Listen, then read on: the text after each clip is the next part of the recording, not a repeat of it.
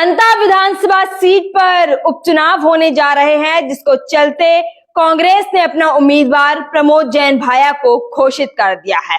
और प्रमोद जैन भाया के चुनावी मैदान में उतरने से नरेश मीणा को काफी आहत हुआ है, क्योंकि नरेश मीणा ने कांग्रेस से एक बार फिर से विश्वास जताने को लेकर तमाम प्रयास किए थे। हालांकि राहुल गांधी तक जो है ट्वीट के माध्यम से अपनी बात पहुंचाई थी, लेकिन वो सारे प्रयास विफल रह गए। नरेश मीणा को फिर से बड़ा झटका लगा और उम्मीदों पर कांग्रेस ने पानी फेर दिया। इस पूरे पानी फेरने के बाद से नरेश मीणा शांत नहीं बैठे। नरेश मीणा ने अपना गुस्सा है वो निकाला और गुस्से का ठीकरा ऐसा फोड़ा कि कांग्रेस के प्रदेश अध्यक्ष गोविंद सिंह डोटासरा पर बड़े ही गंभीर आरोप लगा दिए।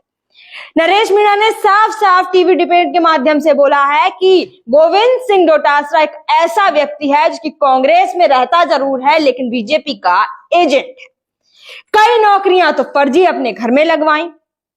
कंवरलाल मीणा की विधायकी में निलंबित में पूरा हाथ रहा और बीजेपी का एजेंट भी है, ऐसा बोला है नरेश मीणा ने। ये हम नहीं कह रहे हैं, ये नरेश मीणा का गुस्सा है, वो बोल कर गया है। नरेश मीणा बड़े बड़े अंदर के वो राज है, कहीं ना कहीं वो खोल कर अब ये नहीं हम पुष्टि कर सकते हैं कि क्या नरेश मीणा की ये बात सच है या झूठ, क्योंकि गोविंद सिंह डोटासरा ने साफ तौर पर कहा था, जब उनसे प्रेस कॉन्फ्रेंस में ये सवाल पूछा गया था कि नरेश मीणा को क्यों टिकट नहीं दिया, तो गोविंद सिंह डोटासरा ने बोला था कैसा टिकट, क्यों दे टिकट, वो तो पहले ही निर्दलीय चुनाव लड़ चुके हैं, फिर वो कांग्रेस में कैसे आ सकता है वापस। ये गोविंद सिंह डोटासरा की मुंह जबानी शब्द हैं।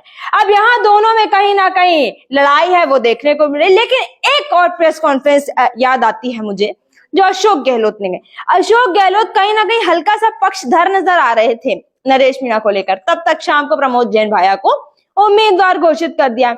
अशोक गहलोत ने बोला था नरेश मीणा गुस्सा कम करे, सब्र रखे, लंबी रेस का घोड़ा है, अच्छा चलेगा।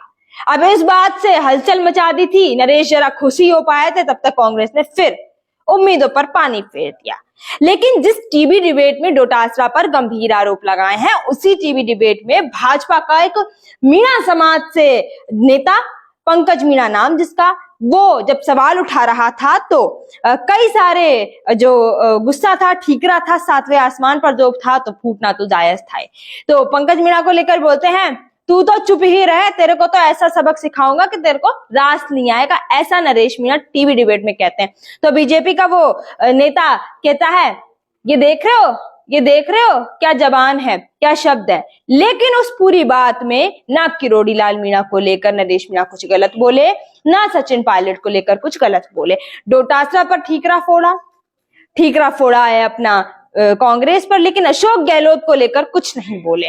तो कहीं ना कहीं अब ये जो चुनावी मैदान है अंता के लिए तैयार हुआ है, वो सज धज कर उतना ही रोचक होगा जितनी रोचक अभी ये बातें चर्चाएं हैं वो चल रही, क्योंकि राजनीति एक ऐसी सीढ़ी है जिसको समझ पाना बड़ा ही मुश्किल है, कभी भी कुछ भी हो जाता है। हालांकि अभी बीजेपी ने अपना उम्मीदवार घोषित नहीं किया है।